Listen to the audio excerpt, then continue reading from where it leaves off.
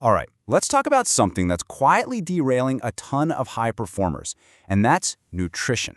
Today, we're going to break down how to get out of that fast food rut and actually use your meals to get a real edge at work.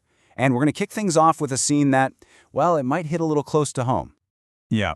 Does this look familiar? That sad desk lunch, just kind of squeezed in between back-to-back meetings and a mountain of emails? Look, we have all been there. It feels like you're making a sacrifice for the sake of productivity, right? But what if that's the very thing that's actually holding you back? So let's dive into what I like to call the professional's fast food trap. And look, this is more than just a bad habit. It's a systemic thing, a cycle that's super common for anyone who's ambitious and driven. To get out of it, we've got to first understand why it's so darn easy to get stuck in it in the first place. And here's the thing you absolutely have to get. This is not a willpower problem. You're up against some serious forces here. You've got constant time pressure, the siren song of convenience, and just plain old decision fatigue that makes your brain scream for something easy. Then you throw in travel, client lunches, and suddenly, convenience is everything. These aren't personal failures. They're challenges baked into the professional grind. Okay, so in the moment, that quick meal feels like a total win, right? You've just saved a few precious minutes. But what's the real hidden cost of that convenience? Because trust me, there's a professional price tag attached, and it can quietly chip away at your performance day after day. I mean, the promise is so tempting, isn't it? It's quick, it's easy, it fixes the hunger problem with zero brain power required. You just eat and get right back to the grind. It feels like you found the ultimate productivity hack.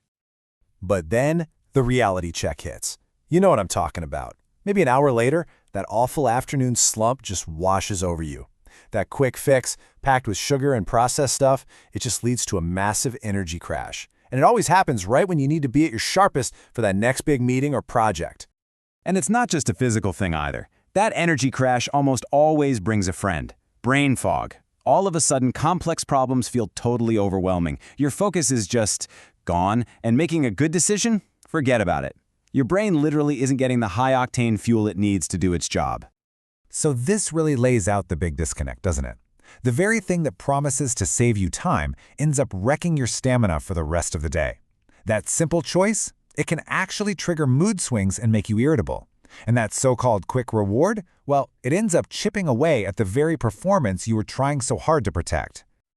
So, the big question is, how do we break this cycle? Well, it doesn't start with some crazy diet plan. It starts with something much simpler but way more powerful, a shift in how you think, a mental reframe that can literally change the whole game. Just let that sink in for a second. Food as fuel and repair. This one simple idea completely transforms how you see eating. It's no longer a chore you have to rush through. It becomes a central part of your professional strategy. It's not an interruption from your work, it's an investment in your work. So let's break that down a bit. Fuel is all about giving your body and your brain that steady, slow-burn energy you need for deep, focused work, not that quick spike followed by a nosedive. And repair? That's about building up your resilience, sharpening your mental focus, and actively fighting off the burnout that is so common. Okay, so the mindset shift is clear. Now comes the fun part.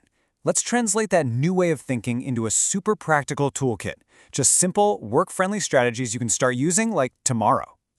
First up is smart meal prep. And hold on, this does not mean you have to lose your entire Sunday to cooking. No way. We're talking maybe 30 minutes to cook up some basics, some grains, roasted veggies, whatever. You portion it out into a few containers, and bam, you've got a high-performance lunch that's ready to go faster than any drive-thru. All right, next up is what I call the swap rule. This is brilliant because it's not about cutting things out, it's about upgrading. Just look at how simple these are. Instead of that sugary pastry, maybe it's oats with some nuts. Swap the burger and fries for a hearty grain bowl. These are tiny, totally doable swaps that add up to huge wins for your energy and focus. And last but not least, micro habits. These are the tiny, almost effortless things that have a massive impact. I'm talking about taking just 2 deep breaths before you eat. It totally calms you down and helps with digestion. Or taking a quick 10-minute walk after lunch to reset your brain and dodge that afternoon fog. Seriously powerful tools for protecting your energy. Okay, I get it. This might all sound like a lot to do at once, but you don't have to. The whole key here is to just start small and build momentum. So let's look at a super simple starter plan that's designed to do just that. Check this out, a really simple, step-by-step plan for 1 week. Days 1 and 2, just pack 1 healthy snack. That's it. Then for the next couple of days, prep 2 of those grab-and-go lunches. By Friday, you're actually blocking off time to eat away from your screen.